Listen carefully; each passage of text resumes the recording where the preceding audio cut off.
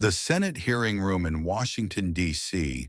buzzed with tension on a crisp morning in June 2025. The air was thick, the kind of atmosphere where every word could spark a fire. Cameras lined the walls, their lenses trained on the polished mahogany table where Caroline Leavitt, White House press secretary under President Donald Trump, sat composed.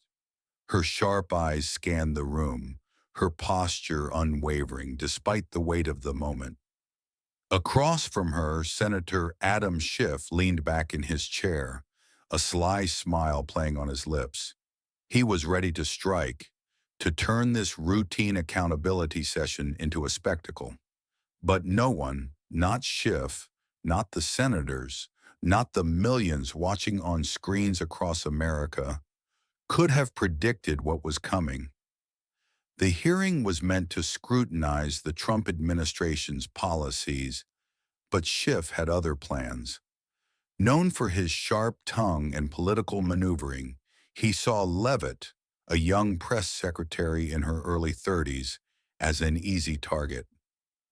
"Ladies and gentlemen," he began, his voice dripping with mockery, "how does it feel to be a press secretary constantly parroting President Trump's words like a hired spokesperson?"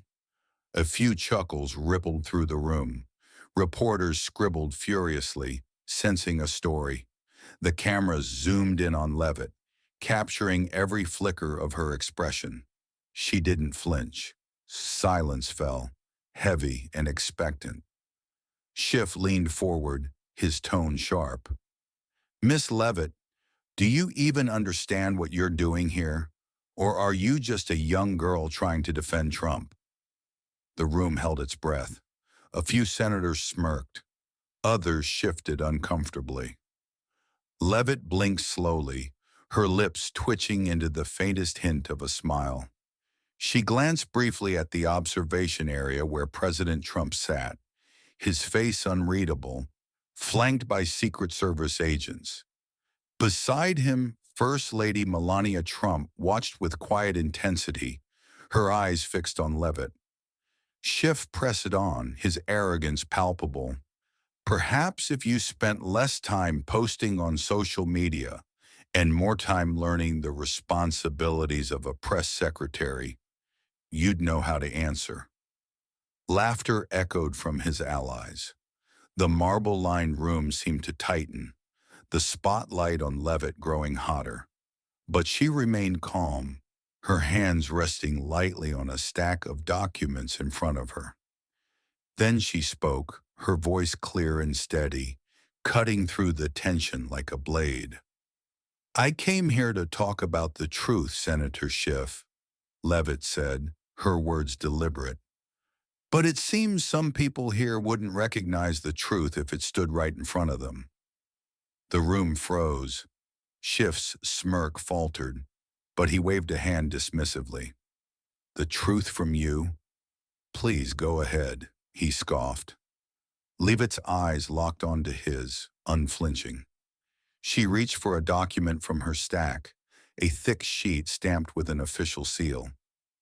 "I wasn't planning to bring this up," she said softly, her tone laced with steel. "But since we're talking about the truth—" She slid the paper forward, her gaze never leaving Schiff.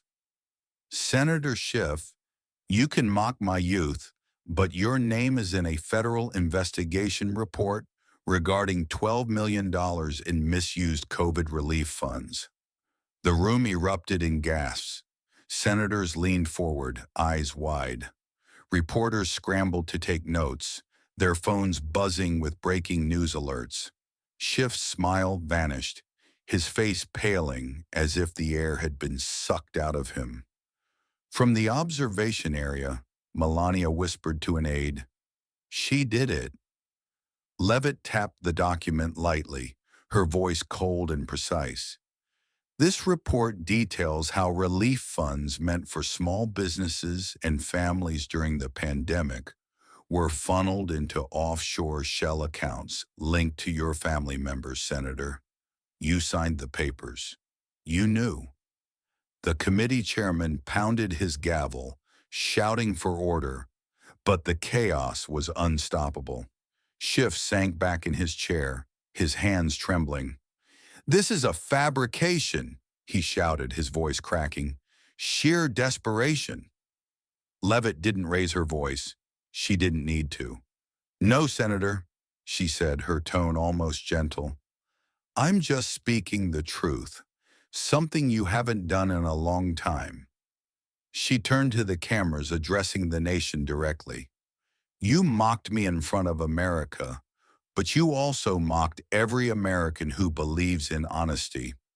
The room buzzed with murmurs. Reporters dropped pens, their phones lighting up with notifications. Breaking news alerts flashed across screens nationwide. White House press secretary exposes Schiff in live hearing. In the observation area, President Trump leaned toward Melania, his voice low. "That's what a real leader looks like. She doesn't shout. She stands firm." Across the room, Senator Ellen Harper whispered to a colleague, "What did she just do?" Senator Michael Tran, stunned, replied, "She changed everything." Leavitt held up the document again, her voice cutting through the noise. "This isn't just evidence. It's a mirror. It shows what happens when leaders mock instead of serve, when they think no one is watching." The impact was immediate. In a small Virginia town, a young aide who admired Leavitt watched the broadcast, tears streaming down her face. In an Oregon hospital break room, a nurse paused, turning up the TV volume as Leavitt's words echoed. In a Nebraska diner, patrons fell silent, staring at the screen. Across America, people felt something shift, not just shock at the scandal, but awe at the courage of a young woman who dared to speak truth to power. Schiff stood, his face flushed. "This is a smear campaign. Lies," he shouted, but his words lacked conviction.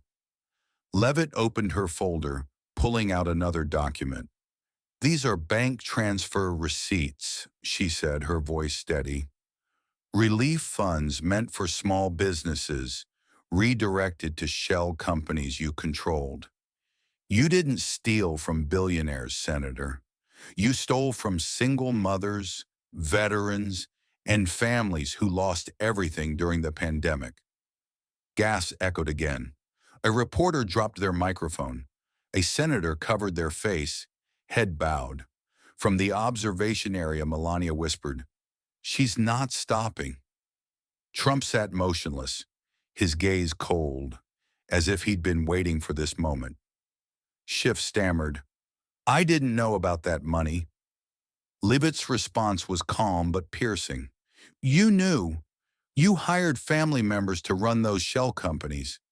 I didn't want to expose this here, but you left me no choice." She paused, her eyes softening. "This isn't about you, Senator. It's about the people you betrayed."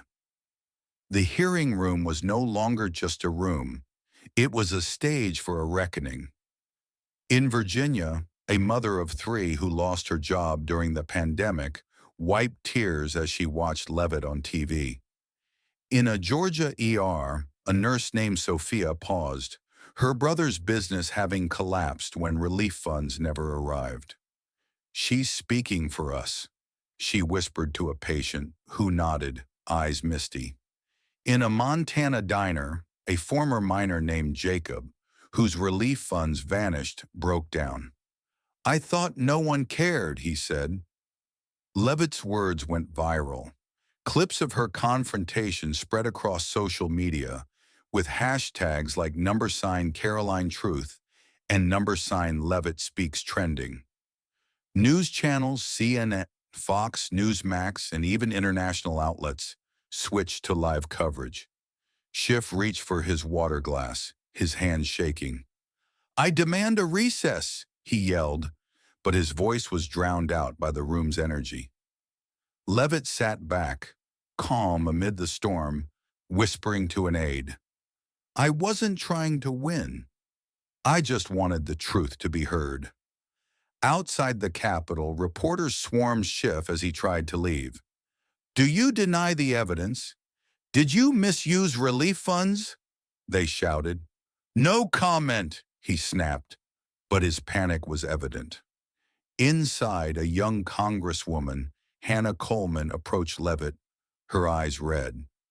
My father was a truck driver, she said. He died during the pandemic. His company got no relief. You answered the question I've carried for years. Leavitt said nothing, just opened her arms, and Coleman hugged her, sobbing. That night, an envelope arrived at Leavitt's office. No return address, just her name in blue ink. Inside was a letter from a 10-year-old girl named Emma. Dear Miss Leavitt, my mom cried watching you on TV. She said you made her believe again. My dad used to say no one in Washington cares, but I think you do. Thank you for making my mom smile. Leavitt pressed the letter to her chest, her eyes blurring. This wasn't about power or politics. It was about people like Emma, her mom, and the countless others who felt forgotten.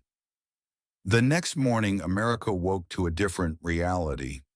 Leavitt's image was everywhere, not in attack ads, but on homemade posters, digital billboards, and social media posts. A Nevada mom wrote, my son asked what honesty looks like. I showed him Caroline Leavitt's clip. High schoolers quoted her words. Senator Schiff, you can mock my youth, but your name is in a federal investigation report regarding $12 million in misused COVID relief funds. In Alabama barbershops and California boardrooms, her courage was the talk of the day. In the Capitol, Schiff's team was in disarray. Lawyers scrambled, allies distanced themselves, and the Senate Ethics Committee called an emergency session. Leavitt's aide warned her, Schiff might retaliate. She replied, I'm not afraid of that. I'm afraid of what happens if we stop telling the truth. Her mother called, voice trembling. The kids saw you on TV. They said you looked like a superhero. Leavitt's hands shook, not from fear, but from the weight of responsibility. Outside, a crowd gathered, not to protest, but to hope. A woman named Sarah from Wisconsin held a photo of her husband and 2 kids. She'd driven all night to deliver a letter to Leavitt. My husband died after our small business was denied relief, it read. Today you showed me justice still exists. Thank you, Leavitt read it on her way to the Oversight Committee, wiping her eyes. The room was tense as she entered. Schiff seated at the far end, pale and rigid. Cameras rolled. The nation watched. Committee Chair Senator Margaret Evans cleared her throat.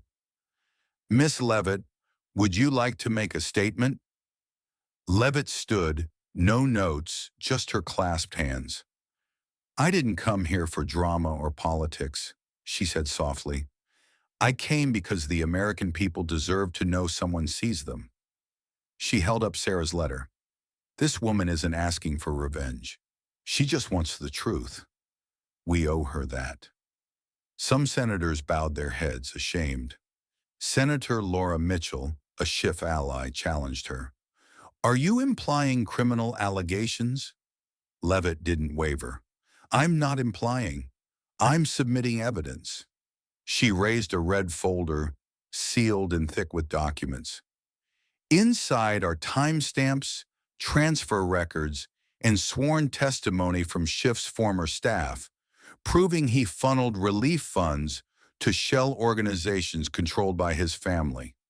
The room erupted. Schiff's mouth opened, but no words came. Leavitt continued, This isn't personal, it's the truth. If we ignore it, we tell every struggling American that corruption wins. The silence that followed was heavy, sacred. Schiff stood, trembling. This is a smear campaign. Lies, he shouted. Leavitt handed the folder to Evans, who passed it to the clerk. I propose a formal investigation, Evans said gravely. I second, called Senator Emily Carter. Schiff sank back, muttering, This is a witch hunt. Leavitt's response was calm. No, Senator. This is justice. As Schiff bolted from the room, the crowd outside grew, holding signs. Thank you, Caroline. A mother named Maria from Idaho lifted her child toward a screen, whispering, She's why you can have a better future. In a Georgia ER, Nurse Sophia Lee watched the replay, tears falling. Her brother's business had collapsed when relief funds vanished. She's speaking for us, she told a patient. Across America, people didn't just watch, they felt. In a Louisiana diner, an older man named Henry whispered, Caroline has the soul of a justice warrior. In Oregon, a family gathered around a laptop, crying silently. Leavitt returned to her office, exhausted but resolute. A janitor, Mr. Thomas, stopped her. You didn't just speak for us, he said, eyes misty. You reminded us integrity still lives. She nodded, hand on her heart. Another envelope arrived, this one from a soldier's widow. My husband died waiting for aid, it read. You gave him dignity. Leavitt placed it beside Emma's letter, a reminder of why she fought. The next day, a veteran named David Marshall stood on the Capitol steps, holding a folded flag. Leavitt met him, and he saluted her. My brother's business went under during the pandemic, he said. Now I know the system was rigged. This flag was his. You deserve it. Leavitt clutched it, tears falling. I can't take this, she said. David replied, You already have, by speaking for those who are gone.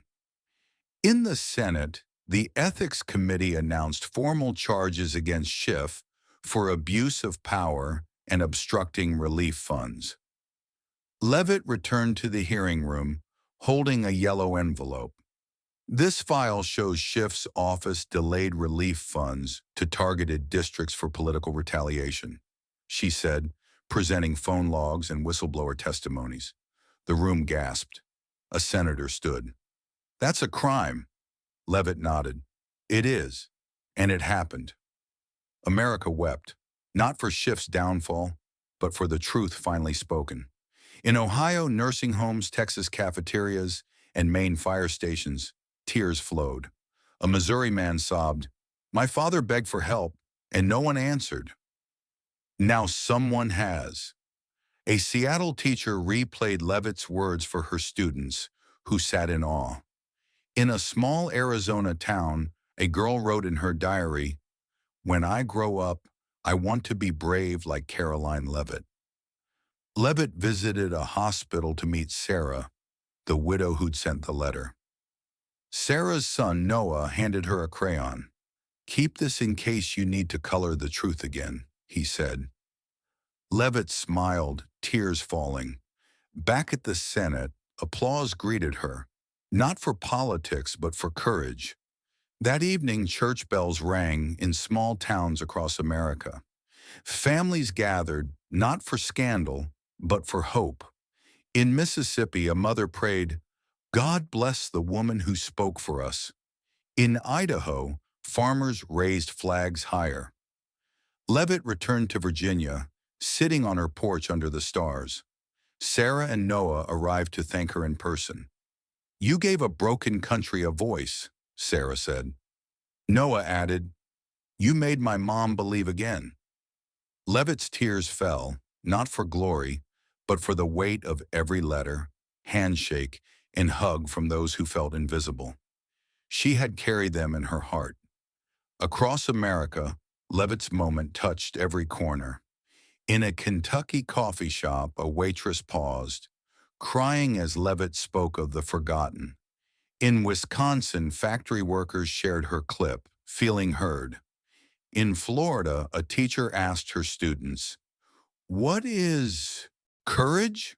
A child replied, "It's Miss Caroline. She's not afraid." Hashtags #Caroline Truth and #Leavitt Speak spread, carrying stories of loss and hope. Leavitt kept Noah's crayon on her desk, a symbol of her promise. President Trump called her the flame of truth on Truth Social, but for Leavitt, it wasn't about praise. It was about giving a voice to the abandoned, Sarah, Noah, Ethan, and millions more. In a Georgia church, a pastor read a letter thanking Leavitt for rekindling faith. In Montana, students made posters, "Thank you for fighting for us." In Washington, crowds gathered, holding candles, not for mourning, but for gratitude. The story of Caroline Leavitt confronting Adam Schiff reflects profound issues of trust and accountability. Her courage, presenting evidence, standing firm, and honoring the forgotten, showed the power of truth spoken sincerely. Noah's crayon, Ethan's drawing, and David's flag underscore that truth isn't a political tool, it's a bridge to restore trust. In a polarized America, Leavitt's lesson is clear. Speak truth courageously with respect and purpose for those who feel silenced. Hold fast to honesty, empathy, and accountability to heal and build a better nation.